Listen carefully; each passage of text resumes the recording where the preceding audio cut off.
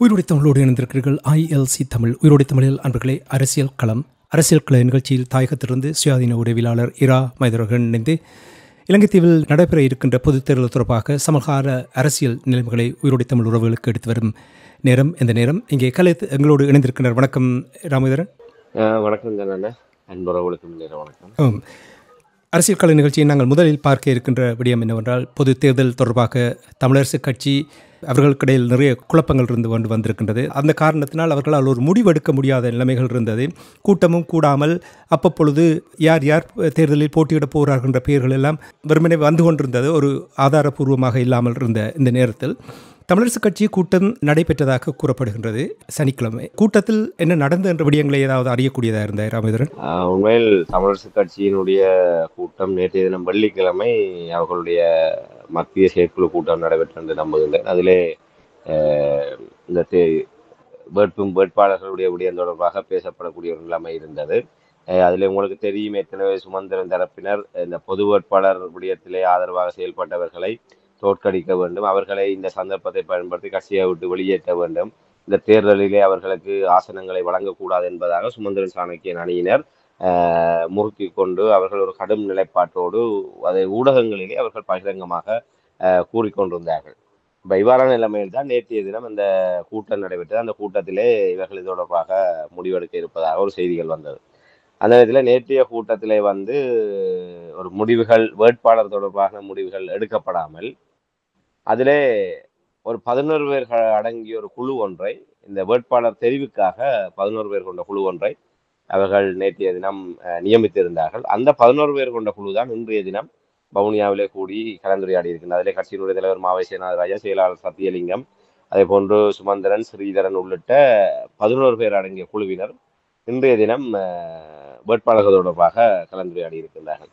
அதில் இப்போது அவர்களுடைய நிலைப்பாடாக, தமிழரசு கட்சியினுடைய நிலைப்பாடாக, கடந்த தேர்தலிலே போட்டியிட்டு தோல்வியடைந்தவர்கள் எவருக்கும் இந்த முறை ஆசனங்கள் வழங்குவதில்லை என்கின்ற ஒரு நிலைப்பாட்டை அவர்கள் கட்சி ரீதியாக எடுத்திருக்கின்றார்கள். ஆக இதன் மூலமாக அவர்கள் இந்த ஒரு விடயத்துக்குள் ஒரு இணக்கமாக வந்திருக்கின்றார்கள். ஒரு வெளியே ஒவ்வொரு அணிகளும் தங்களை பலப்படுத்தி கொண்டு போட்டிகளிலே கடும் முனைப்போடு செயல்பட்டு கொண்டிருக்கின்ற நிலைமையிலே தமிழரசு கட்சியினுடைய ஏகபோகம் என்பது தமிழ் தேசிய அரசியலிலே ஏறக்குறைய காலாவதியாகின்ற நிலைமைக்கு வந்துவிட்டதை அவதானிக்கூடியதாக இருக்கின்றது. அவ இந்த யதார்த்தத்தை உணர்ந்து கொண்டார்களோ இன்னும் தெரியவில்லை. எப்படியாவது எல்லோரையுமே அரவணைத்து கொண்டு செயல்படுவதனூடாக ஒருவேளை தேசிய பட்டியல் ஊடாகவோ இல்லை கிடைக்கிற சந்தர்ப்பத்திலே தாங்கள் வந்து விடலாம் என்கின்ற நோக்கத்துக்காகவோ இதிலே சுமந்திரன் சாணக்கியன் தரப்பினருடைய முடிவுகளிலே ஒரு மாற்றம் வந்திருக்கலாம் என்று அவதானிக்கக்கூடியதாக இருக்கின்றது. என்றால் இப்ப நேற்றைய தினம் வரை ஒரு கடன் நிலைப்பாட்டோடு இருந்தவர்கள் அன்றகுமர திசநாயக்காவிடம் சென்று கூட பார் பெர்மிட் வழங்கியவர்களுடைய விவரங்களை வெளியிட வேண்டும் என்கின்ற ஒரு விடயத்தை வலியுறுத்தியவருடைய நோக்கம், அதிலே ஸ்ரீதரன் உள்ளிட்டவர்களும் அதிலே பார் பெர்மிட்டோடு சம்பந்தப்பட்டு இருக்கின்றார்கள் என்ற காரணத்தினால் அதை அம்பலப்படுத்த வேண்டும். அதை அம்பலப்படுத்தி விட்டால் இவருக்கு இங்கே கட்சி ரீதியாக முடிவெடுப்பதிலே சிக்கல்கள் இருக்காது என்ற ஒரு நிலைப்பாடு அவருக்கு இருந்திருக்கும். ஒருவேளை அன்றகுமர திசநாயக்காவிடம் சென்று தனிப்பட்ட ரீதியாக ஏதாவது பட்டியல் இருக்கின்றதா, அதிலே யாருடைய பேராவது இருந்தால் நீங்கள் எனக்கு தெரியப்படுத்த முடியுமா என்று கூட இவர் ஒருவேளை தன்னுடைய செல்வாக்கை பயன்படுத்தி அப்படி அறிய முற்பட்டிருக்கலாம். அப்படி அறிய முற்பட்டிருந்தால் கூட அதை வைத்துக் கொண்டு நேற்றைய வவுனியா கூட்டத்திலே ஒரு சலசலப்பை ஏற்படுத்தி இருக்கலாம். என்னிடம் ஆதாரம் இருக்கின்றது, பார் பெர்மிட் வாங்கியவர்களுக்கெல்லாம் இந்த இதிலே இடமில்லை என்று முன்னர் இதே சுமந்திரன் சில நாட்களுக்கு முன்னர் கூறியவர், பார் பெர்மிட் விடயத்திலே சம்பந்தப்பட்டவர்களுக்கும் தமிழரசு கட்சியினுடைய மத்திய செயற்குழு எடுத்த தீர்மானம், சயித் பிரேமதாசவை ஆதரிப்பாக எடுத்த தீர்மானத்தை மீறி செயல்பட்டவர்களையும் கட்சியினுடைய தீர்மானமான அந்த சயித் பிரேமதாசவை ஆதரிக்கின்ற நிலைப்பாட்டுக்கு எதிராக பொது வேட்பாளராக போட்டியிட்ட அரியநேத்திரன் அவர்களுக்கு ஆதரவாக செயல்பட்டவர்களுக்கும் இந்த முறை தேர்தலிலே போட்டியிடுவதற்கான வாய்ப்புகள் வழங்குவதில்லை என்கிற நிலைப்பாட்டை ஆணித்தரமாக பகிரங்கமாக ஊடகங்கள் ஊடாக இந்த விடயங்களை தெரியப்படுத்தியிருந்தவர். இதற்கிடையிலே என்ன மாயமந்திரம் இடம்பெற்றோ தெரியவில்லை. நேற்றைய தினம் இந்த விடயங்கள் இரண்டாவது பட்சமாக்கப்பட்டு கடந்த 2020ஆம் ஆண்டு நடைபெற்ற தேர்தலிலே போட்டியிட்டு தோல்வியடைந்த எவருக்குமே இந்த முறை ஆசனங்களை வழங்குவதில்லை என்ற நிலைப்பாடு வழங்கப்பட்டது. இதிலே மட்டக்களப்பிலே ஸ்ரீநேசன் அவர்களுடைய பெயர் மும்முரமாக அடிபட்டது. இயாலே இந்த அதிருப்தி அணியாக சுமந்திரன் சாணக்கியன் அணிக்கு வெளியே இருக்கின்ற தரப்பினராக வடக்கிலே ஸ்ரீதரனும் கிழக்கிலே ஸ்ரீநேசனுடைய பெயர்கள்லாம் இதிலே வலுவாக அடிபட்டது. இவர்களுக்கு போட்டியிடுவதற்குரிய அனுமதி தமிழரசு கட்சியினூடாக கிடைக்குமா இல்லையா என்பதுதான் ஒரு தலைப்புச் செய்தியாக ஊடகங்களினாக முன்னிலைப்படுத்தப்பட்டது. ஆக இப்போது ஸ்ரீதரன் அவருடைய இடம் உறுதி செய்யப்பட்டிருக்கின்றது. அவர்கள் அந்த பார் பெர்மிட் விடயம் சஜித்துக்கு எதிராக செயல்பட்டது, அந்த கட்சி தீர்மானத்துக்கு எதிராக செயல்பட்டது, சங்குக்கு ஆதரவாக செயல்பட்டது என்பதெல்லாம் இரண்டாம் பட்சமாக்கப்பட்டு கடந்த முறை தேர்தலில் இப்போ முன்னர் தேர்தலில் போட்டியிட்டவர்கள் இடம் இல்லை என்றால் இப்போ ஸ்ரீதரன் அவர்கள் நடப்பு நாடாளுமன்ற உறுப்பினராக இருந்தவர். ஆகவே அவரை இப்போது பாவ மன்னிப்பு கொடுத்து கட்சிக்குள் உள்வாங்கி இருப்பதாக நாங்கள் அறியக்கூடியதாக இருக்கின்றது. இதை சுமந்திரன் அவர்களை இன்றைய தினம் கூட்டம் முடிந்ததற்கு பிற்பாடு யாழ்ப்பாண மாவட்ட தேர்தல் தொகுதியிலே நானும் சுமந்திரனாகிய நானும் ஸ்ரீதரனும் நிச்சயம் போட்டியிடுவோம். போட்டியிடுவது மட்டுமல்ல, நிச்சயம் எங்களுடைய வெற்றி உறுதி செய்யப்படுகின்றது. எங்களோடு இணைந்து புதியவர்களை நாங்கள் இந்த தேர்தலிலே களமிறக்கி நாங்கள் வெற்றி வாகை சூடுவோம் என்பதாக சுமந்திரன் அவர்கள் இன்றைய தினம் கூறியிருக்கின்றார். இதன் மூலமாக இவர்களுடைய அந்த நாடகம், இவர்களுடைய அந்த எதிர்ப்பு கோஷம் இதெல்லாம் என்ன மாயமோ மந்திரமோ தெரியவில்லை. நான் நேற்று குறிப்பிட்டதை போன்று ஸ்ரீதரன் தரப்பினருடைய ஒரு அணுகுமுறையாக வீட்டு சின்னத்தை முடக்குகின்ற ஒரு திட்டம் கூட ஸ்ரீதரன் தரப்பினருக்கு இருந்ததாக நாங்கள் அறியக்கூடியதாக இருந்தது. ஒருவேளை ஸ்ரீதரன் அவர்களுடைய அந்த வியூகம்தான் சுமந்திரன் தரப்பினரை இவ்வாறு தடுமாற வைத்து ஸ்ரீதரனையும் இணைத்து கொண்டு தேர்தலிலே பங்கு பெற்றுவதென்கின்ற நிலைப்பாட்டுக்கு இவர்கள் வர காரணமாக இருக்கும் என்று நம்பக்கூடியதாக இருக்கின்றது.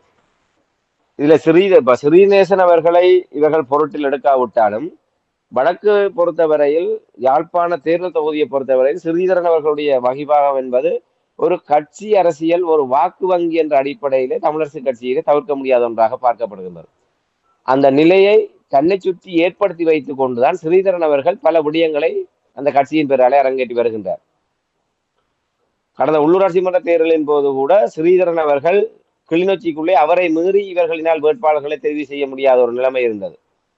கிளிநொச்சி மாவட்டம் என்றாலே அது ஸ்ரீதரனுடைய கோட்டை. அது தமிழரசு கட்சி தலைவராக இருந்தாலும் சரி, சர்வ வல்லமை பொருந்தியதாக வலம் பெறுகின்ற சுமந்திரனாக இருந்தாலும் சரி, இல்லை செயலாளர் சத்தியலிங்கமாக இருந்தாலும் சரி, கட்சியினுடைய கட்டமைப்பு, கட்சியினுடைய அமைப்பு முறைகள் எதுவுமே கிளிநொச்சிகள் செல்லாது. கிளிநொச்சி தனி ஒரு நிர்வாக அலகாக ஸ்ரீதரன் அவர்கள் தன்னுடைய கட்டுப்பாடுகளை வைத்திருக்கின்றார். அவர் அதற்கேற்றவாறு தான் ஆரம்பத்திலிருந்தே அதை தகவமைத்து வைத்திருக்கின்றார். ஒரு ஒரு அங்கே தொகுதி கிளைகளாக இருக்கட்டும், இல்லை அங்கே இருக்கின்ற ஒரு மாவட்ட கிளிநொச்சி மாவட்ட கிளைக்கு கீழாக இருக்கிற அத்தனை தலைமை பொறுப்புகளையும் தன்னுடைய விசுவாசிகளை அங்கே விசுவாசிகளாக வைத்துக் கொண்டுதான் ஸ்ரீதரன் அவர்கள் அந்த அதிகாரத்தை தன்னுடைய கைவசம் வைத்திருக்கின்றார். இப்ப இந்த நிலையில் தான் தமிழரசு கட்சியில் ஒரு விடயம் பார்க்கப்படுகின்றது. இன்று ஒரு சமகால அரசியல் நோக்கிலே தமிழரசு கட்சியினுடைய வாக்கு வங்கி என்பது தமிழ் மக்களிடையே வெகுவாக செல்வாக்கு சேர்ந்து போயிருக்கின்றது. ஓரளவுக்கு ஒப்பீட்டளவிலே கிளிநொச்சியிலே ஸ்ரீதரன் தனக்கான ஒரு ஆதரவை தக்க வைத்திருக்கிறார். சுமார் ஒரு 20,000க்கு அதிகமான வாக்குகளை ஸ்ரீதரன் மூலமாக பெற்றுக்கொள்ள முடியும் என்கின்ற ஒரு நிலைமை ஒரு மேலோட்டமாக, அது இந்த வருகின்ற தேர்தலிலே அது எவ்வாறு புதுப்பிக்கப்படுவது என்பது நாங்கள் இப்போதே உறுதியாக கூற முடியாது. நிச்சயமாக அதுக்கு குறைவான வாக்குகள்லாம் ஒரு புதுப்பிக்கப்படக்கூடிய ஒரு நிலைப்பாடு இருக்கின்றது. அவருக்கு இருக்கின்ற செல்வாக்கு கிளிநொச்சி மாவட்டம், அதே போன்று தென்மராட்சி மற்றும் தீவக பகுதிகளிலே ஸ்ரீதரன் அவர்களுடைய வாக்கு வங்கிகளாக பார்க்கப்படுகின்றது. அந்த வாக்கு வங்கிகளிலிருந்து குறைந்தது 20,000க்கும் மேற்பட்ட வாக்குகளை ஸ்ரீதரன் ஊடாக உறுதிப்படுத்த முடியும். ஆகவே அவர்கள் ஏற்கனவே இதிலே வெற்றி பெறுவது என்பது ஒரு சவாலாக இருக்கின்ற நிலையிலே அதற்கான வியூகமாகத்தான் ஒருவேளை ஸ்ரீதரனை இவர்கள் உள்வாங்கி இருக்கக்கூடும். ஏன்னா ஸ்ரீதரனுக்கு பின்னால் அந்த 20,000 வாக்கு என்கின்ற அந்த ஒரு பேரம் பேசுகின்ற ஒரு நிலைமையை ஸ்ரீதரன் பலப்படுத்தி வச்சிருக்கிறார். ஆனா ஸ்ரீநேசனை பொறுத்தவரையில் அவருக்கு இப்படியான ஒரு கிழக்கு மாகாணத்திலே மட்டக்களப்பிலே அவ்வாறான ஒரு வாக்கு பலத்தோடு அவர் இல்லை. ஆகவே அந்த அடிப்படையில இப்போது ஸ்ரீநேசன் வெளியேற்றப்பட்டிருக்கின்றார். அதே போன்று யாழ்ப்பாண தேர்தல் தொகுதியிலே உங்களுக்கு தெரியும், சரவணபவன் அவர்கள் முன்னாள் நாடாளுமன்ற உறுப்பினராக இருந்தவர், கடந்த தேர்தலிலே தோல்வியடைந்தவர். ஆகவே அவரும் இந்த தேர்தலிலே போட்டியிடுவதற்கு பெரிய விருப்பு கொண்டிருந்ததாக அறியக்கூடியதாக இருந்தது. மாவை சேனாதிராஜாவும் சந்தர்ப்பம் கிடைத்தால் இந்த தேர்தலிலே போட்டியிடுவதற்கு மிகுந்த ஒரு பிரயத்தனத்தோடு இருந்த ஒருவர்.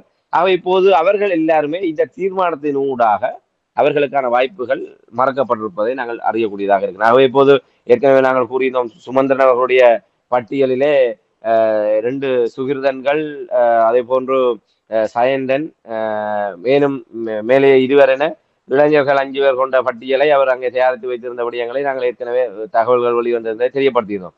ஆக இப்போது சிறிதரன் தரப்பினரும் இதுக்குள்ளே வந்ததற்கு பிற்பாடு இனி அவர்களை உள்ளடக்கியதான இளையவர்களுடைய பெயர்களை உள்ளடக்கியதாக இவர்கள் புதிதாக ஒரு பட்டியலை வெளியிடக்கூடும். இது இன்றைய தினம் தமிழரசு கட்சியினுடைய இந்த வேட்பாளர் தெரிவிப்பிலே இடம்பெற்றது.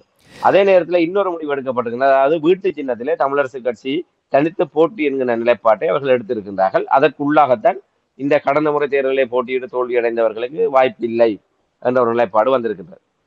அடுத்ததாக அம்பாறை, ஏற்கனவே நாங்கள் பார்த்திருக்கிறோம், அம்பாறை திருவண்ணாமலையிலே தமிழர்களுடைய பிரதிநிதித்துவம் முற்றாகவே கை நழுவி போகக்கூடிய ஒரு நிலைமை இருக்கின்றது. அந்த விடயமும் அங்கே அரசியல் ஆராயப்பட்டிருக்கின்றது.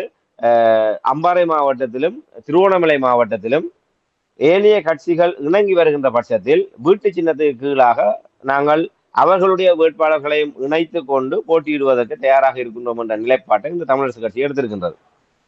குறிப்பாக அம்பாறை மாவட்டத்திலே கடந்த தேர்தலிலே தமிழர் பிரதிநிதித்துவம் இல்லாமல் போய்விட்டது. தேசிய பட்டியலுக்கு ஊடாகத்தான் அங்கே கலையரசன் கொண்டு வரப்பட்டார். திருவோணமலையிலே சம்பந்தனுடைய இறப்புக்கு பின்னர் திருவோணமலை தொகுதியும் இந்த முறை தமிழர்களிடமிருந்து கை நழுவின ஒரே ஒரு ஆசனம் தான் தமிழர்களுக்கு கிடைக்கும் என்கின்ற நிலைமை இப்போதைய எங்களுடைய அரசியல் கடந்த 15 ஆண்டுகால அரசியலுடைய தோல்வியாக இந்த திருவோணமலையிலும் ஒரு பிரதித்துவம் என்பது ஒரு கேள்விக்குறியோடு நிச்சயம் இல்லாமல் தொங்கிக் கொண்டிருக்கின்ற நிலைமை இருக்கின்றது. அவை கிளிநொச்சி திருவோணமலையிலும் தமிழர் பிரதித்துவத்தை இழந்துவிடக் கூடாது என்பதற்காக ஏனைய கட்சிகளோடு இணைந்து அதுவும் வீட்டு சின்னத்தில் தான் நாங்கள் போட்டியிடுவோம், ஆனால் ஏனைய கட்சிகளையும் உள்வாங்கிக் கொண்டு நாங்கள் போட்டியிட தயாராக இருக்கின்றோம் என்று இன்றைய தினம் திருவோணமலையிலே திருவோணமலை மறைமாவட்ட ஆயருடைய பிஷப் அவர்களுடைய தலைமையிலே இந்த திருவோணமலையுடைய மக்கள் பிரதிநிதித்துவம் பாதுகாக்கப்படுவது தொடர்பான கரிசனையோடு இந்த தேர்தலை எதிர்கொள்வது தொடர்பான ஒரு கலந்துரையாடல் இன்றைய தினம் ஏற்பாடு செய்யப்பட்டிருப்பதாகவும் அந்த கூட்டத்திலே தமிழரசு கட்சி சார்பாக பங்கெடுப்பதற்கு ஒரு குழு ஒன்று அங்கே அனுப்பப்பட்டு திருவோணமலையிலே இன்று எடுக்கப்படுகின்ற முடிவுகளின் அடிப்படையிலே இந்த தேர்தல் தொடர்பாக அந்த விடயங்களையும் கருத்தில் எடுக்கின்ற ஒரு முடிவு இன்றைய தினம் வவுனியாவிலே தமிழரசு கட்சியினால் எடுக்கப்பட்டிருக்கின்றது. ஆகவே இதிலே நாங்கள் சுருக்கமாக கூறுவதாக இருந்தால் தமிழரசு கட்சி தன்னுடைய வீட்டு சின்னத்திலே தனித்து இந்த தேர்தலை வடக்கு கிழக்கிலே போட்டியிடுவது என்ற முடிவு எடுத்திருக்கின்றார்கள். அதில் திருவோணமலை அம்பாறை மாவட்டங்களிலே ஏனைய கட்சிகள் இணங்கி வருகின்ற பட்சத்திலே கூட்டணியாக செயல்படுவதற்கு தயாராக இருக்கின்றன அறிவித்திருக்கின்றார்கள்.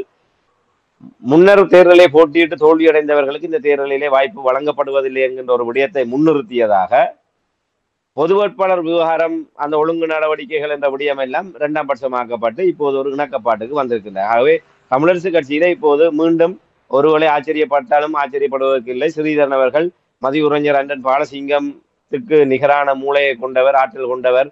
நாங்கள் இரட்டை குழல் துப்பாக்கியாக வடக்கு கிழக்கிலே களமாடி தமிழரசு கட்சியை காப்பாற்றுவோம் என்று கூறினாலும் ஆச்சரியப்படுவதற்கு இல்லை. அந்த நிலையை நோக்கி இப்போது தமிழரசு கட்சியினுடைய முடிவுகள் வெளிவந்திருக்கின்றது. ராமேந்திரன், நீங்கள் தமிழரசு கட்சியினுடைய கூட்டத்தின் பொழுது பாவ மன்னிப்பு கிடைத்தது, அதன் பின்னர் ஸ்ரீதரன் சுமந்திரனும் இங்கே வேட்பாளராக பட்டியலில் கொடுக்கப்பட்டிருக்கின்றனர் என்று நீங்கள் கூறுகிறது.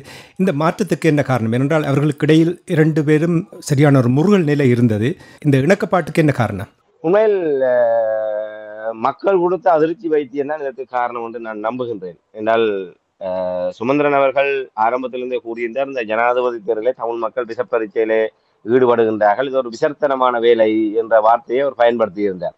இது தேவையில்லாமல் இவர்கள் தங்களுடைய நோக்கங்களுக்காக மக்களுடைய எதிர்காலத்தை இவர்கள் பணயம் வைக்கின்றார் என்ற வகையில் ஒரு விசர்த்தனமான வேலை என்று. ஆனால் அதையும் கடந்து 2,26,000 மக்கள் சங்கு சின்னத்துக்கு ஆதரவு அளித்திருந்தார்கள். அந்த சங்கு சின்னத்துக்கு 2,26,000 மக்கள் ஒரு மாதத்துக்கு குறைவான நாட்களுக்குள்ளே மேற்கொள்ளப்பட்ட ஒரு பலகீனமான பரப்புரை நடவடிக்கைகளின் அடிப்படையிலே 2,26,000 வாக்குகள் சங்கு சின்னத்துக்கு வழங்கப்பட்டது என்பது இவர்களுடைய மமதையிலே இவர்களுடைய ஆணவத்துக்கு விழுந்த சரியான ஒரு அடி.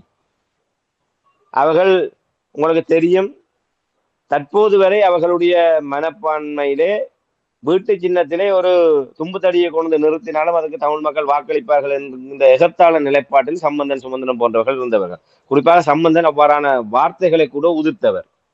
எங்களுக்கு வேட்பாளர்கள் முக்கியம் இல்லை, வீட்டு சின்னத்திலே ஒரு தும்பு தடியை நிறுத்தினால் கூட தமிழ் மக்கள் கண்ணை மூடிக்கொண்டு அதுக்கு வாக்களிப்பார்கள், வாக்களித்து வெற்றி பெற வைப்பார்கள் என்கின்ற ஒரு ஆணவத்தனமான நிலைப்பாட்டோடு செயல்பட்டவரான் சம்பந்தன். அவருடைய தொடர்ச்சியாக சுமந்திரனும் அதே நிலைப்பாட்டில் இருப்பவர்கள். அந்த வீட்டு சின்னம் என்பது தமிழ் மக்களுடைய ஏகோபித்த அரசியல் அடையாளம் என்கின்ற நிலைமை செப்டம்பர் 21 தகர்க்கப்பட்டு விட்டது. ஆகவே மக்கள் மீளவும் தங்களுக்கான அரசியல் தலைமைத்துவத்தையும் தங்களுக்கு எது சரியானது என்று படுகின்றதோ அதை தாங்கள் எப்போது அதை புத்திபூர்வமாக உணர்வு பூர்வமாக தாங்கள் உணர்கின்ற போது அந்த சின்னத்துக்கு பின்னாலே அணிதிரள தயாராக இருக்கின்றோம் என்ற செய்தியை செப்டம்பர் 21 தமிழர்கள் தேசமாக நிரூபித்திருக்கின்றார்கள். கிட்டத்தட்ட ஒரு 13-14 லட்சம் வாக்காளர்கள் வடக்கு கிழக்கில் இருக்கின்றார்கள். அதிலே 2,26,000 பேர் தான் வாக்களித்தார்கள் என்பதை வைத்துக் கொண்டு நாங்கள் இதை மதிப்பிட முடியாது, அதை வலுக்குறைப்பு செய்ய முடியாது. இவ்வளவு சதிகளுக்கு பின்னரும், இவ்வளவு தூரம் நெருக்கடிகளுக்கு பின்னரும், தென்னிலங்கை கட்சிகளுடைய அசுரத்தனமான நிலைப்பாடுகளுக்கு பின்னரும், அனுரவினுடைய அலைகளை கடந்தும் 2,26,000 வாக்குகள் முதன்மை வாக்குகளாக விழுந்திருக்கின்றன. கிட்டத்தட்ட 2வது விருப்பு வாக்கு 3வது விருப்பு வாக்கு எண்ணப்பட்டிருக்குமாக இருந்தால் நிச்சயமாக குறைந்த ஒரு 7-8 லட்சம் வாக்குகள் சங்கு சின்னத்துக்கு வடக்கு கிழக்கிலே பதிவாகி இருக்கும். பெரும்பாலான மக்கள் சங்கு சின்னத்துக்கு வாக்களிக்க வேண்டும் என்ற ஒரு நிலைப்பாட்டை உறுதியாக எடுத்தார்கள்.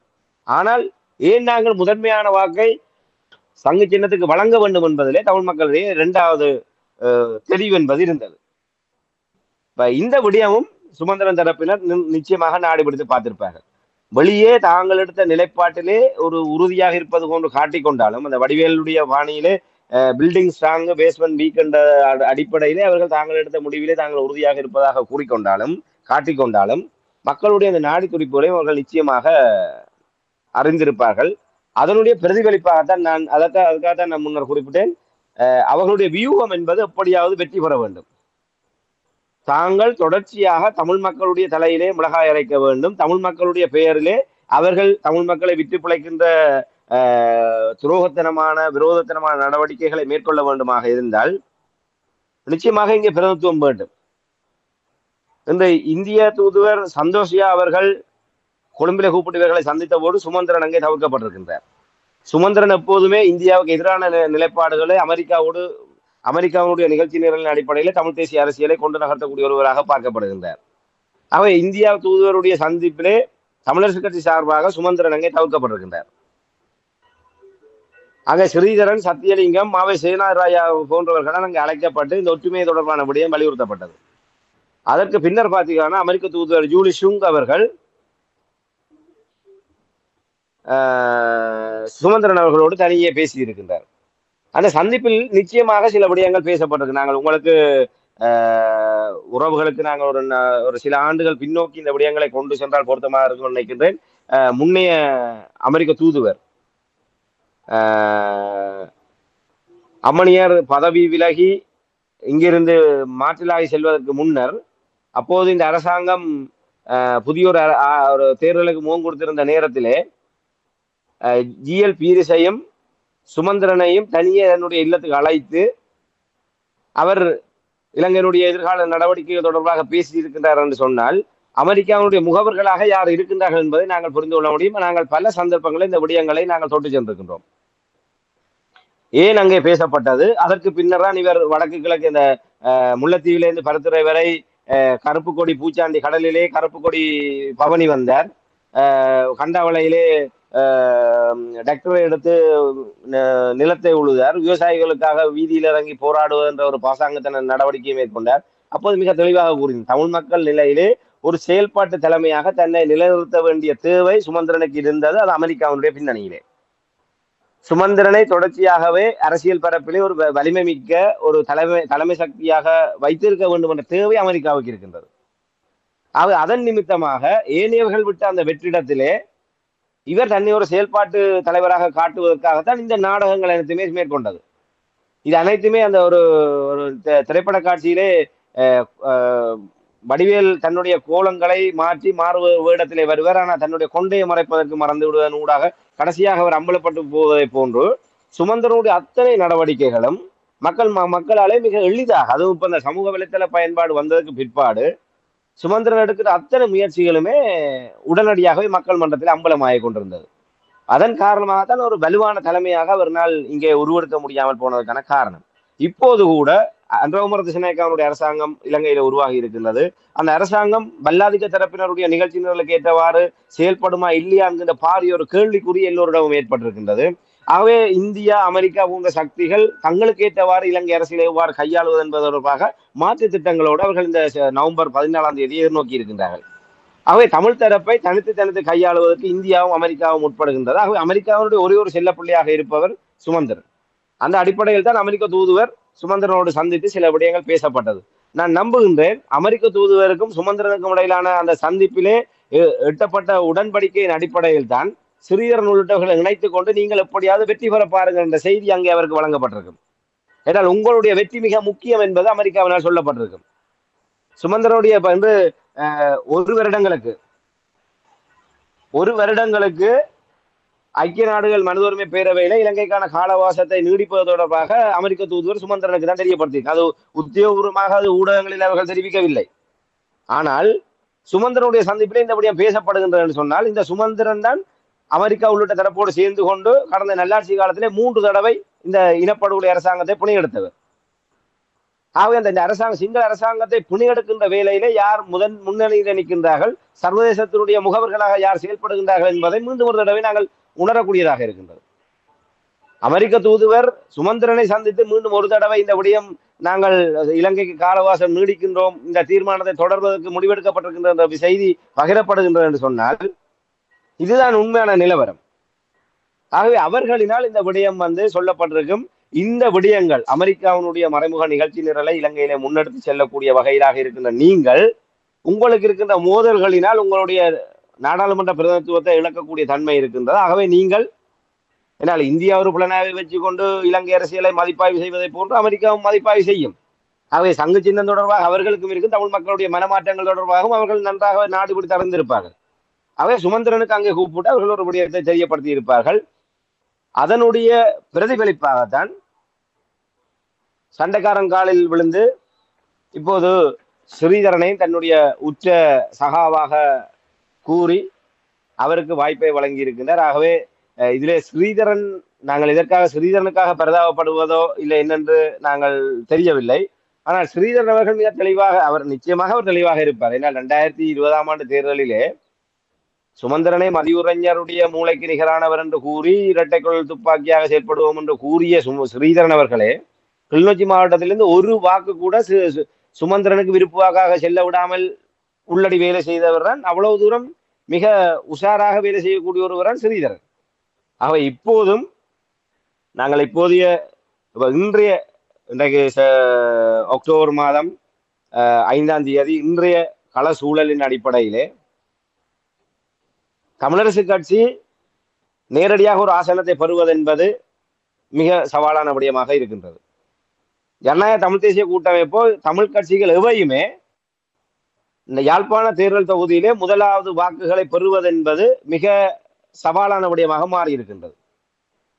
தேசிய மக்கள் சக்தி அல்லது ஐக்கிய மக்கள் சக்திக்கு தான் யாழ்ப்பாணத்திலே முதலாவதாக அதிகூடிய வாக்குகள் என்ற அடிப்படையிலே முதலாவது ஆசனமும் அதன் அடிப்படையிலே ஒரு போனஸ் ஆசனமும் பெறுவதற்கான நிலைப்பாடு இப்போதைய நிலைமையிலே தேசிய மக்கள் சக்திக்கானதாகத்தான் இருக்கின்றது.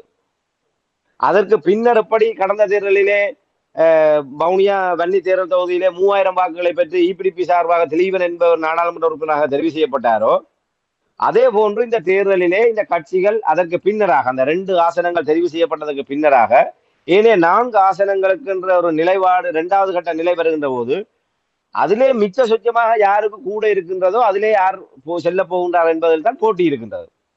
கடந்த 15 ஆண்டுகளை போன்று தமிழ் தேசியம் சார்ந்தவர்கள் முதல் இடங்களை பிடித்து கொண்டு ஏனைய இடங்களையும் தமிழ் தேசியம் சார்ந்தவர்கள் 2வது 3வதாக தெரிவு செய்யப்படுகின்ற நிலைமை என்பது தலைகளாக மாற்றப்பட்டு விட்டது.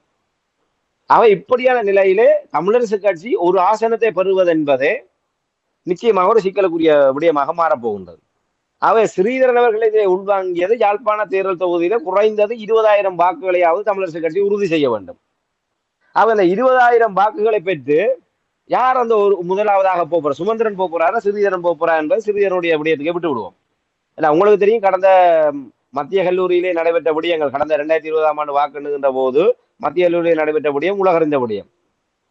அந்த வேட்பாளர் பட்டியலிலேயே அந்த விருப்பு வாக்களின் அடிப்படையிலே நான் நினைக்கிறேன் 6வதாகவும் 7வதாக இருந்த சுமந்திரன் அவர்கள் எவ்வாறு நள்ளிரவு நள்ளிரவு பேய்களினுடைய நடமாட்டத்துக்கு பின்னர் அங்கே அவர் 3வது இடத்துக்கு வந்தார் என்ற விடயம் எல்லாருக்கும் தெரியும்.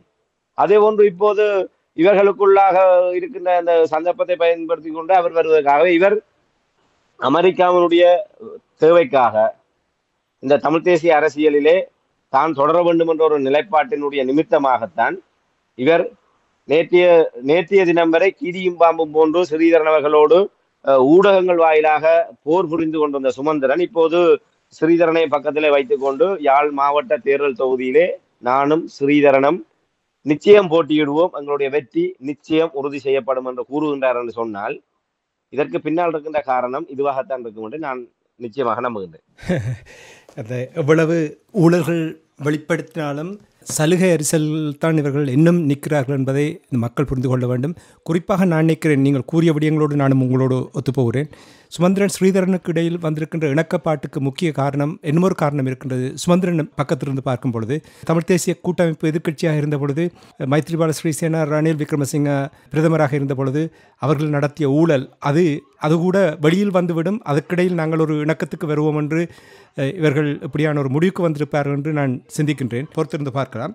இனி இராமேந்திரன், இப்போ நீங்கள் தமிழரசு கட்சியினுடைய நிலைப்பாடுகள் தொடர்பாக சொன்னீர்கள். வேட்பாளர்களுடைய பட்டியலை பிறகு பார்ப்போம். ஆனால் இப்பொழுது நாங்கள் இந்த ஜனநாயக தமிழ் தேசிய கூட்டமைப்பு DTNA தங்களுடைய கூட்டத்தை கூடியிருக்கிறார்கள். வன்னி மாவட்ட வேட்பாளர்களை அறிவித்திருக்கிறார்கள். இந்த கூட்டம் தொடர்பாகவும் வேட்பாளர்கள் தொடர்பாகவும் கூறுவீர்களா எங்களுடைய உறவுகளுக்கு? நிச்சயமாக இந்த சங்கு சின்னத்தை பெற்ற நிலைப்பாட்டோடு ஜனநாயக தமிழ் தேசிய கூட்டணி மிக குதூகலமாக அவர்கள் பவனி வருவதை அறியக்கூடியதாக இருக்கின்றது. என்றால் அவர்கள் நினைத்து விட்டார்கள் 2,26,000 வாக்குகள் எங்களுக்கு நாங்கள் வேலை செய்யாமலே சங்கு சின்னத்துக்கு பின்னாலே வந்து விட்டது. ஆகவே அதற்கு மேலாக வருகின்ற ஒவ்வொரு வாக்குகளை தான் நாங்கள் எதிர்பார்த்து கொண்டிருக்கின்றோம் என்ற குதூகலமான மனப்பான்மையில ஜனநாயக தமிழ் தேசிய கூட்டணியினர் பலம் வந்து கொண்டிருக்கின்றார்கள். அந்த வகையில் அவர்கள் இப்போது அவர்களுடைய உரையாடல்கள் சென்று கொண்டிருக்கின்றது. இப்போது வன்னி மாவட்டத்துக்கான ஒரு விடயம் அங்கே இறுதி செய்யப்பட்டிருப்பதாக இன்றைய தினம் செய்திகள் வந்திருக்கின்றது.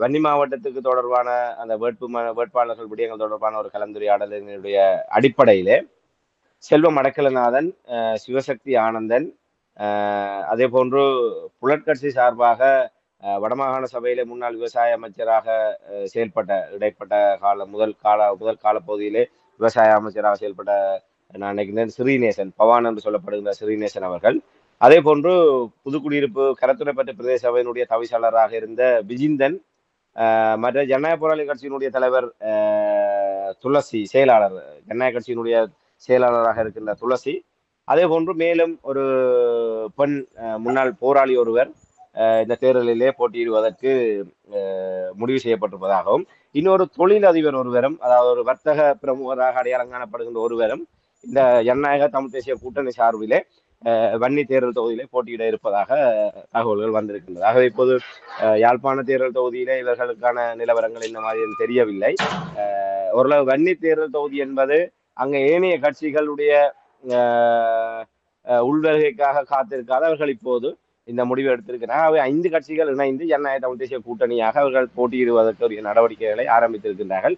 அதிலே வன்னி தேர்தல் தொகுதிக்கு இவர்கள் இவ்வாறு இந்த பட்டியல்கள் அறிவித்திருக்கின்றார்கள். ஏனைய விடயங்கள் இதுவரை வெளிவரவில்லை. இதுவரும் நாட்களில் நிச்சயமாக ஜனநாயக தமிழ் தேசிய கூட்டணி சார்பாக ஏனைய மாவட்டங்களில் எவ்வாறான நிலைப்பாடுகள் எடுக்கப்படுகின்றன என்பது தொடர்பாக நாங்கள் தகவல் வருகின்ற போது உரையாடுவோம். நீங்கள் கூறினீர்கள் தமிழரசு கட்சி முடிவெடுத்த பொழுது தேர்தலில் போட்டியிட்டு தோற்றவர்கள் தேசிய பட்டியலினூடாக வர முடியாத என்ற முடிவு எடுத்திருக்கிறார்கள் என்று நீங்கள் கூறினீர்கள். சுமந்திரனுக்கு ஏற்கனவே தெரிந்துவிட்டது பிரச்சனையை ஏற்படுத்தும் என்பதற்காக அவர் போட்டியில் களமிறங்கி இருக்கிறார். ஆனால் நல்ல ஒரு பாடம் கொடுக்கப்படும் என்று எதிர்பார்க்கின்றோம். ஜனநாயக தமிழ் தேசிய கூட்டமைப்பு அவ்வாறான ஒரு முடிவை எடுத்தார்களா அல்லது அவர்களுடைய நிலைப்பாடு என்ன? அவர்களை பொறுத்தவரையில் எல்லோருமே அப்படி என்ன, தமிழரசு கட்சியை பொறுத்தவரையில் சுமந்திரன் அவர்களுக்கு ஒரு நிகழ்ச்சி நிரல் இருக்கின்றது. மாவை சேனாதிராயா, சரவணபவன், அதே போன்று ஸ்ரீநேசன், இன்னும் பலர் அங்கே நாடாளுமன்றத்துக்கு தேர்தலில் போட்டியிட வேண்டும் அபிலாசையோடு இருக்கின்றார்கள். ஆகவே அவர்களை எப்படி ஒரு ஒரு நாசுக்காக சட்ட ரீதியாக தவிர்ப்பது என்பதற்காக அவர் யோசித்தெடுத்த முடிவுதான் கடந்த தேர்தலில் போட்டியிட்டு தோல்வி அடைந்தவர்கள் எல்லோருக்கும் இடம் வழங்குவதில்லை என்று. ஆனால் ஜனநாயக தமிழ் தேசிய கூட்டணியிலே அவ்வாறு முடிவெடுத்தால் மிஞ்ச போவது செல்வம் அடக்கநாதனும் சித்தார்த்தனும் மட்டும்தான். அவை அவர்கள் அவ்வாறு கொள்கை சார்ந்தோ இல்லை இவ்வாறு நிலைப்பாடு சார்ந்தோ இந்த முடிவுகளை எடுக்க முடியாதவர்களாக இருக்கின்றார்கள். இப்ப இவர்கள் இருப்பதை தக்க வைப்பதற்காக போராடுகின்றார்கள், இவர்கள் இழந்ததை பிடிப்பதற்காக போராடுபவர்கள் இதுக்குள்ளே இருக்கின்றார்கள்.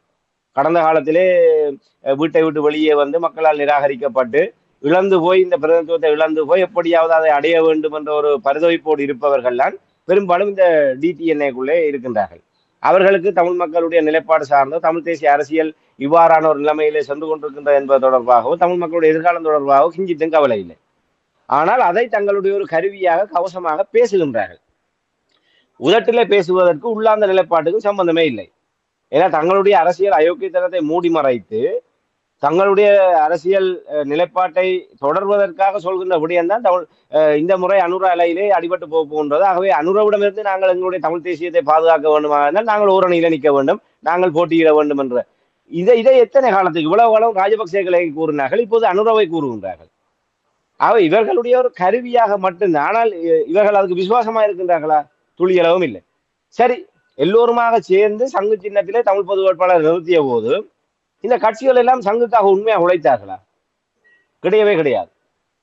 எல்லோருமே மிக ஒரு மக்கள் நன்றாக அறிவார்கள். நிச்சயமாக நவம்பர் 14ஆம் தேதி மிகப்பெரிய ஒரு படிப்பினை தமிழ் மக்கள் வழங்க காத்திருக்கின்றார்கள். எல்லோருக்குமே தயவதாட்சண்யம் இல்லாமல் அனைவருக்குமே இதிலே மக்கள் மிக தெளிவாக எல்லா விடயங்களையும் அவதானித்துக் கொண்டிருக்கிறார்கள், யார் யார் என்ன செய்கின்றார்கள் என்று.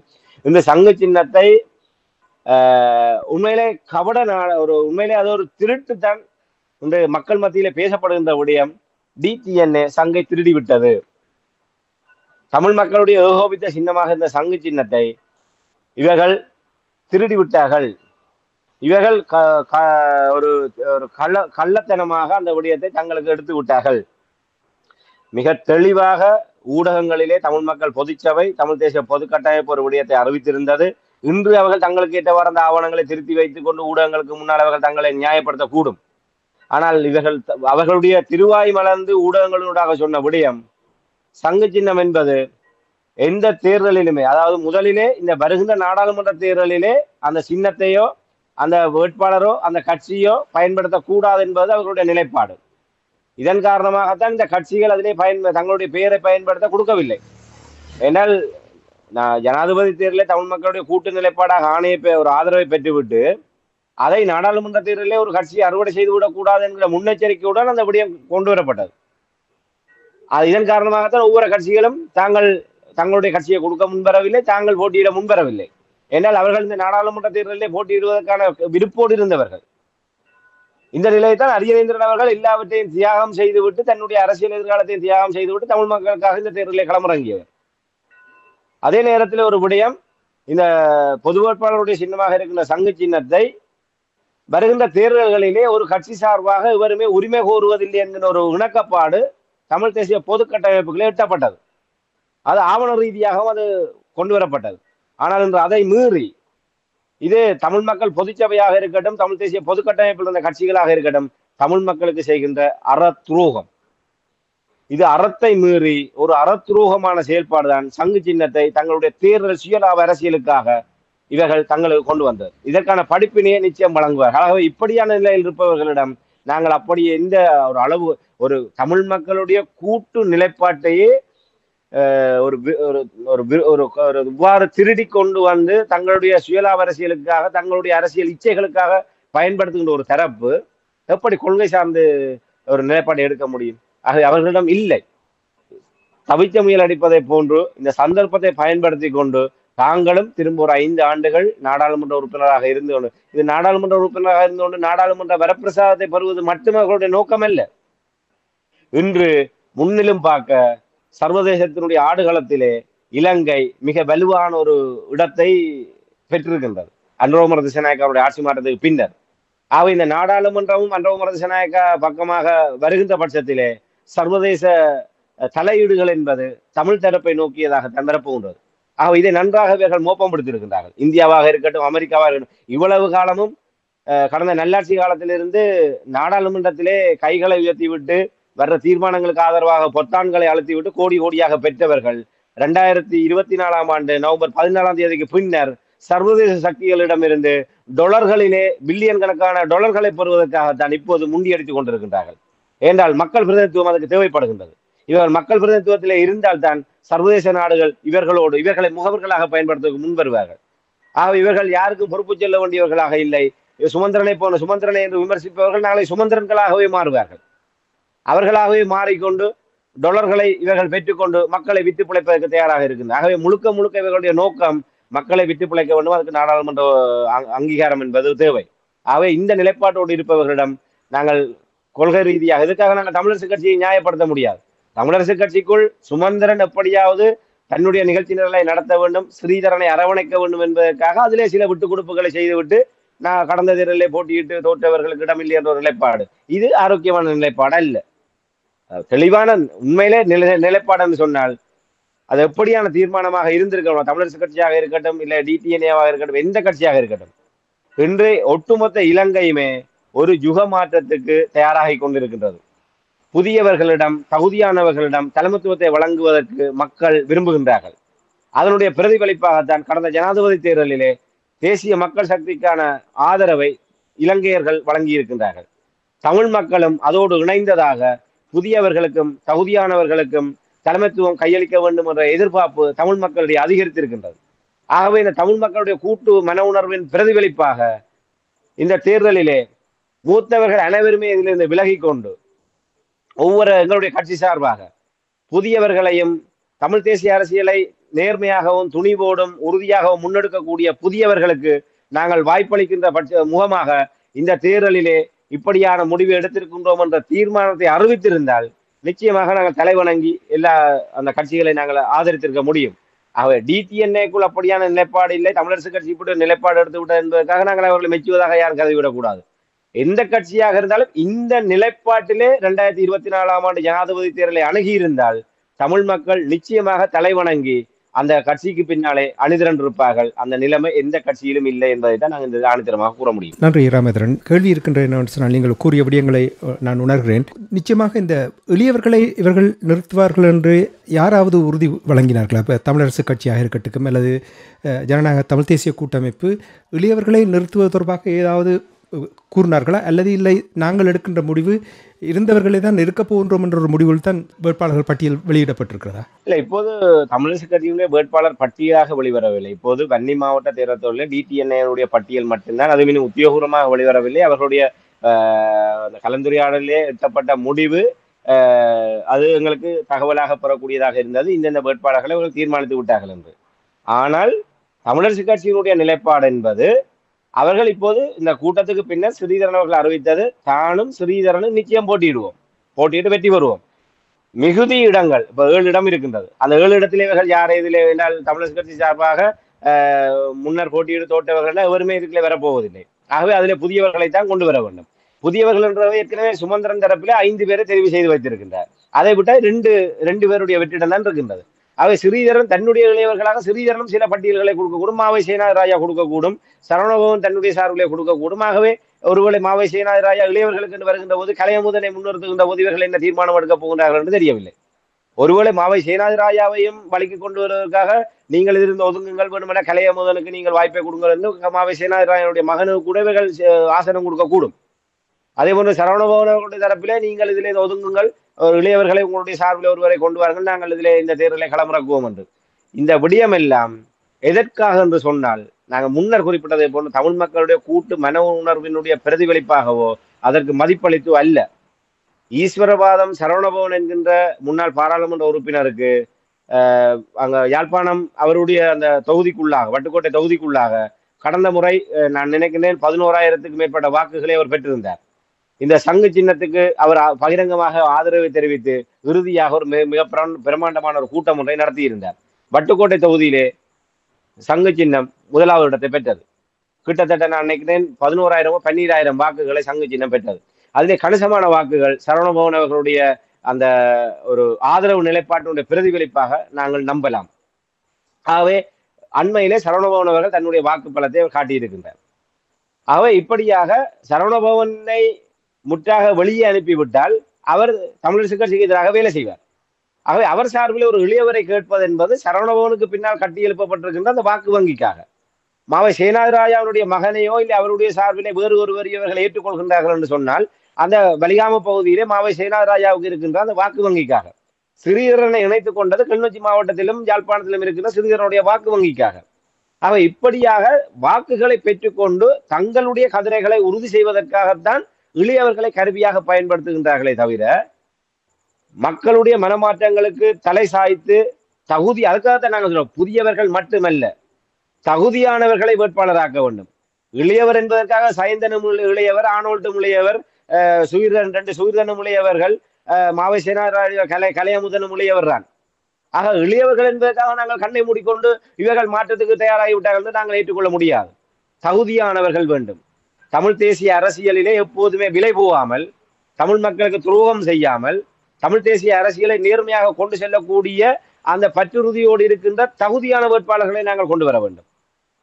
அந்த விடயத்திலே தமிழரசு கட்சியிலும் வாய்ப்பில்லை. இப்போது தேர்தலிலே இந்த 2024 ஆண்டு தேர்தலிலே போட்டியிடுகின்ற எந்த ஒரு கட்சிக்கும் அப்படியான ஒரு தகுதி நிலைப்பாட்டிலே அவர்கள் அந்த நிலைப்பாடுகளை எடுக்கவில்லை. ஒவ்வொருவருமே இவரை போட்டால் இவருக்கு பின்னாலே எவ்வளவு வாக்கு வரும், இவரை போட்டால் எவ்வளவு வாக்கு வரும், கூட்டி கழித்து பார்த்தால் நாங்கள் ஒரு ஆசனம் வந்தால் முதன்மை வேட்பாளராக நிற்பவரோ இல்லை தாங்கள் விரும்புகின்ற ஒருவரையோ நாடாளுமன்றத்துக்கு அனுப்பி தங்களுடைய கட்சியினுடைய இருப்பை பாதுகாக்கலாம் என்கின்ற அந்த குறுக்கு வழி சிந்தனையின் பாட்பட்டுத்தான் இளையவர்களை நோக்கி இவர்களுடைய பார்வை செல்கின்றது என்பதை நான் ஆணித்தரமாக கூறுவேன். நன்றி ராமேந்திரன். இவர்களுடைய நிலைப்பாட்டில் எவ்வளவு நடந்தாலும் அவர்கள் மாற மாட்டார்கள் என்பதை நாங்கள் ஏற்கனவே கூறியிருந்தோம். மக்கள் வாக்களித்து இவர்களை வீட்டுக்கு அனுப்பினால்தான் சரியான ஒரு வழி என்றதை கூறிக்கொண்டு தமிழரசு கட்சி தொடர்பாக டிடிஎன்ஏ தொடர்பாக நீங்கள் கூறினீர்கள். தமிழ் மக்கள் பொது சபை உருவாக்கப்பட்டது, மக்களுக்கு ஒரு நிம்மதி மூச்சை விட்டார்கள். அதாவது ஒரு ஆக்கப்பூர்வமான ஒரு விடயத்தை இவர்கள் செயற்படுத்தியிருக்கிறார் என்ற விடயங்கள் நாங்கள் பார்த்துருந்தோம். அது பிறகு ஓரளவுக்கு கட்டமைப்பு சரியாக இல்லாத நேரத்தில் அங்கே இருக்கின்றவர்களிடம் இருக்கின்ற குளறுபாடு காரணமாக தொடர்ந்து குளறுபாடுகள் நடைபெற்று கொண்டிருந்த நேரத்தில் 3 நாட்களாக கூட்டம் நடைபெற்றதாக ஒரு சரியான முடிவு எட்ட முடியாத நிலையில் இழுபறி நடப்பதாக கூறப்படுகின்றது. இது தொடர்பாக கூற முடியுமா? உண்மையிலே தமிழ் மக்கள் பொதுச்சபை என்பது தமிழ் மக்களை, அவர்களும் அரசியல் தரப்பு தமிழ் மக்களை விட்டு பிழைத்ததை போன்று தமிழ் மக்கள் பொதுச்சபையில் இருப்பவர்களும் தமிழ் மக்களை விட்டார்கள். இப்போது தமிழ் மக்கள் பொதுச்சபை தனக்கு இருக்கின்ற அந்த ஜனாதிபதி தேர்தலிலே தமிழ் மக்களுடைய விடயங்களிலே தலைமை தாங்கி என்ற அடிப்படையிலே அதில் இருக்கின்ற ஒரு குறிக்கப்பட்ட சிலர் அவர்கள் விலை போய்விட்டார்கள். ஏதோ ஒரு விதத்திலே அவர்கள் ஒரு சில தரப்பினருடைய பிடிக்குள் அவர்கள் சிக்கிவிட்டார்கள்.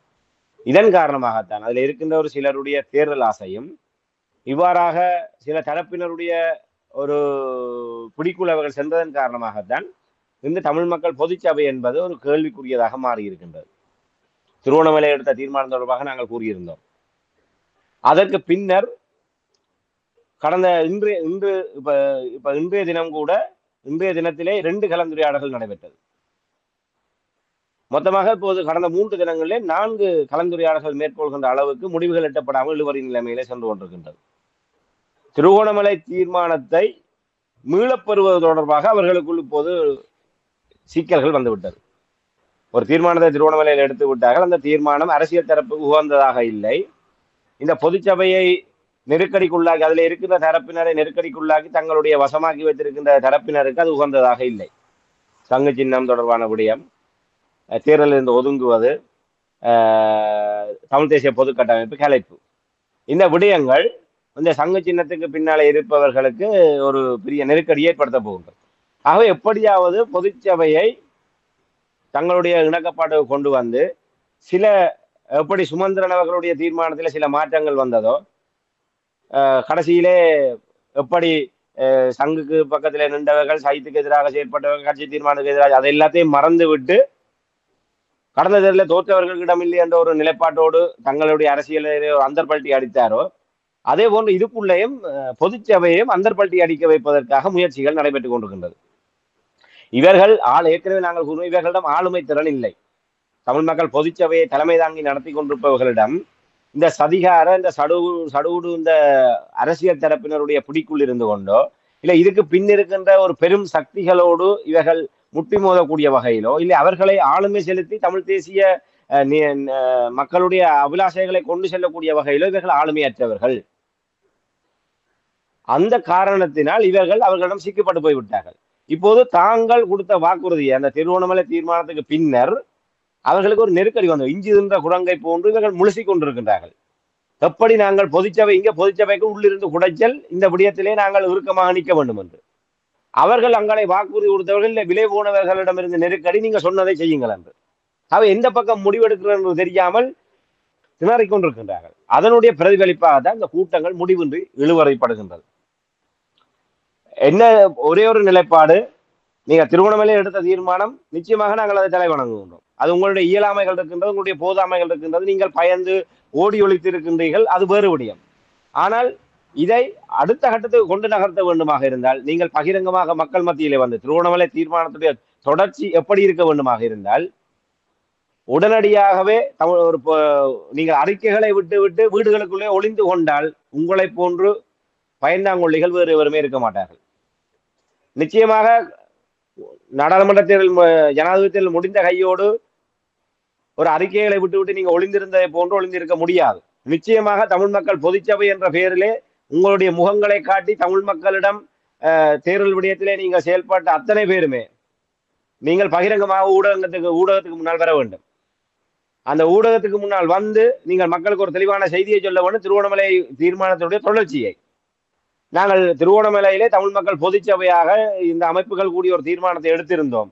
அந்த தீர்மானத்துக்கு அதை மீறி இந்த அரசியல் கட்சிகள் செயல்பட்டிருக்கின்றன. நாங்கள் ஒரு கோரிக்கை விடுத்தோம், சங்கு சின்னத்தை எங்களுடைய ஏற்கனவே எங்களுடைய உடன்பாட்டில் இருக்கின்றது, சங்கு சின்னத்தை இந்த அரசியல் கட்சிகளும் இந்த தேர்தலை பயன்படுத்துவதில்லை என்று. அந்த தீர்மானத்தை மீறி இந்த தமிழ் பொது வேட்பாளர் விடயத்தில் செயல்பட்ட இந்த தரப்புகள் இந்த சங்கு சின்னத்தை தங்களுடைய சின்னமாக மாற்றி இந்த தேர்தலை எதிர்கொள்வது ஒரு அறத்துக்கு விரோதமான செயல் என்பதை முதலிலே மக்கள் மத்தியிலே எடுத்து கூற வேண்டும். தமிழ் தேசிய பொது கட்டமைப்பு என்பது கலைக்கப்பட்டு விட்டது. தமிழ் தேசிய பொது கட்டமைப்பு கலைக்கப்பட்ட காரணத்தினால் அதுக்குள்ள இருந்த எந்த தரப்பினரையும் தமிழ் மக்கள் கடந்த செப்டம்பர் 21 நிலைப்பாட்டினுடைய தொடர்ச்சியாக தமிழ் மக்கள் பார்க்க கூடாது. ஏனென்று சொன்னால் இவர்கள் எல்லோருமே ஒரு புதிய மாற்றத்துக்கோ இல்லை மக்களுக்கு ஏற்றவாறோ தமிழ் தேசிய அரசியலை நேர்மையாக கொண்டு செல்லக்கூடிய வகையிலோ இந்த தேர்தலை எதிர்கொள்ளவில்லை என்பதை நாங்கள் அவதானிக்கின்றோம். ஆக எங்களுக்கு இருக்கிற கூட்டு பொறுப்பின் அடிப்படையிலே தமிழ் மக்களுடைய அவதானிப்பினை நாங்கள் விட்டு விடுகின்றோம். சங்க சின்னத்தை அறத்துக்கு எதிரான வகையிலே இவர்கள் கைப்பற்றி இருக்கின்றார்கள். ஆகவே சங்கு சின்னத்தை இவர்கள் அந்த செப்டம்பர் 21 தொடர்ச்சியாக சங்கு சின்னத்தையோ தமிழ் தேசிய பொது கட்டமைப்பையோ தமிழ் மக்கள் எக்காரணம் கொண்டும் பார்த்துவிடக் கூடாது. இந்த கட்சிகளுடைய நிலைப்பாட்டை நீங்கள் ஏற்றுக்கொள்கின்ற பட்சத்தில் இந்த கட்சிகள் தொடர்பாக நீங்கள் என்ன அபிப்பிராயம் வைத்திருக்கீங்களோ அதன் அடிப்படையிலே நீங்கள் முடிவெடுங்கள். செப்டம்பர் 21 தொடர்ச்சியாக இந்த நாடாளுமன்ற தேர்தல் இல்லை என்பதை மிக ஆணித்தரமாக தமிழ் மக்கள் பொதுச்சபை ஊடகங்களிலே நேரடியாக முன்தோன்றி இந்த நிலைப்பாட்டை இவர்கள் அறிவிக்க வேண்டும். அறிக்கைகளுக்கு கனதி இல்லை. இந்த அறிக்கைகளை வெளியிடுவதன் ஊடாக பத்திரிகைகள் அதை இருட்டடிப்பு செய்யக்கூடும். சில பத்திரிகைகள் போடும், சில பத்திரிகைகள் போட மாட்டார்கள். ஆனால் நீங்கள் பத்திரிகை அறிக்கைகளின் ஊடாக தமிழ் மக்களை செப்டம்பர் 21 அணிதிரட்டவில்லை. ஒவ்வொருவரும் நீங்கள் உங்களுடைய முகத்தை காட்டினீர்கள்.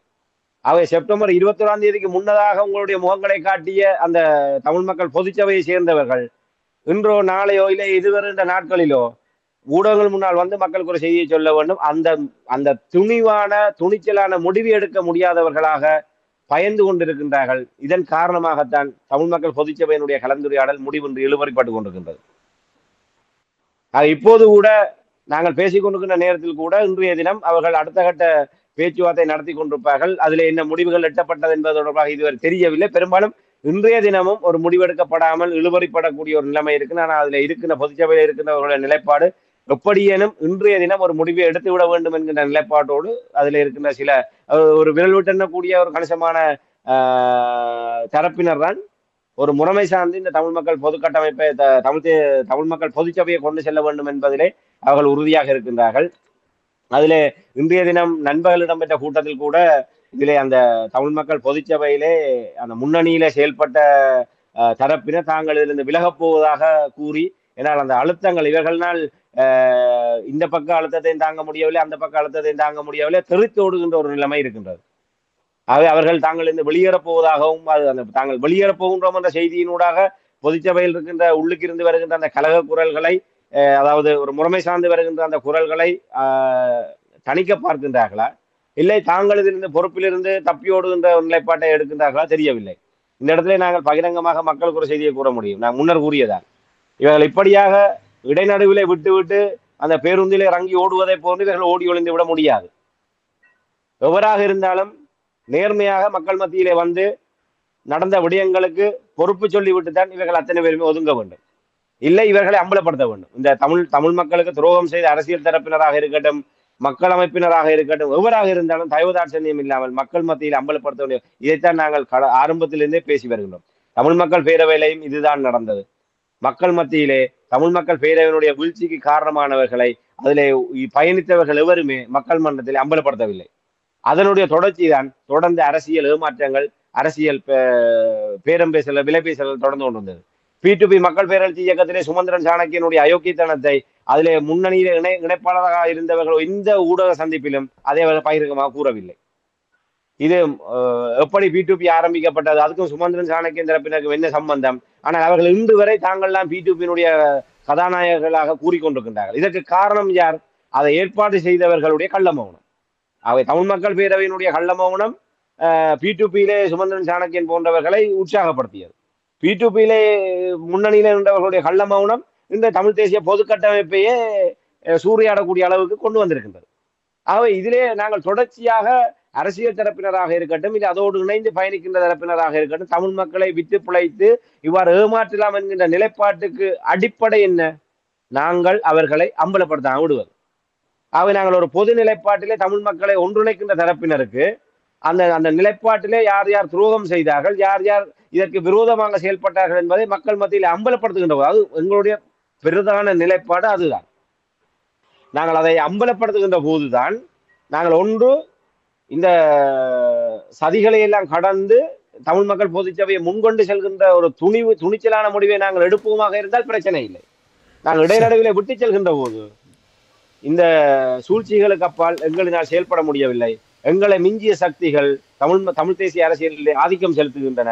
ஆகவே மக்கள் நீங்கள் இந்த விடயத்திலே உணர்ந்து கொண்டு நீங்கள் இந்த தேர்தலிலே நீங்களாக உங்களுடைய முடிவை எடுங்கள் என்ற ஒரு விடயத்தை தமிழ் மக்கள் பொதுச்சபை சொல்லுமாக இருந்தால் அதுதான் காலப்பொருத்தமான தீர்மானமாக இருக்கும். அதை விட்டு மழுப்பலாக திருவண்ணாமலை தீர்மானத்தினுடைய தொடர்ச்சியை மறுதளிக்கின்ற வகையிலே இவர்கள் செயல்படுவார்களாக இருந்தால் தமிழ் அரசியல் தரப்பினரை மட்டுமல்ல, இந்த தமிழ் மக்கள் பொதுச்சபையை விட்டு பிழைக்கக்கூடிய வகையிலும் இல்லை அதை தவறான திசையில கொண்டு செல்ல முற்படுபவர்களையும் மக்கள் மன்னிக்க கூடாது என்பதை தான் நாங்கள் இந்த இடத்துல கூற முடியும். நன்றி ராமேந்திரன். மிகவும் பொறுப்போடு அங்குள்ள அரசியல் நிலைமைகளை தெளிவாக ஒளிவு மறைவின்றி அவர்களுடைய நிலைப்பாடுகளை எங்களுடைய உறவுகளுக்கு எடுத்து வந்திருக்கிறீர்கள். இன்னும் நிறைய விடயங்கள் பேசியிருக்கின்றது, என்று பேச முடியாத ஒரு நிலை. முடிந்தால் நாங்கள் நாளை இணைந்து மேலதிக அரசியல் நிலைமைகளை பார்ப்போம். இதுவரை நேரமும் இணைந்து அரசியல் நிலைமைகளை, சமகால அரசியல் நிலைமைகளை உயிரோடை தமிழ் உறவுகளுக்கு எடுத்து வந்தமைக்காக அன்பர்கள் சார்பாக நன்றி கூறிக்கொண்டு மீண்டும் இன்னொரு அரசியல் கலை நிகழ்ச்சி இணைந்திருப்போம். அதுவரைக்கும் நன்றி, வணக்கம். நிச்சயமான நன்றி, வணக்கம்.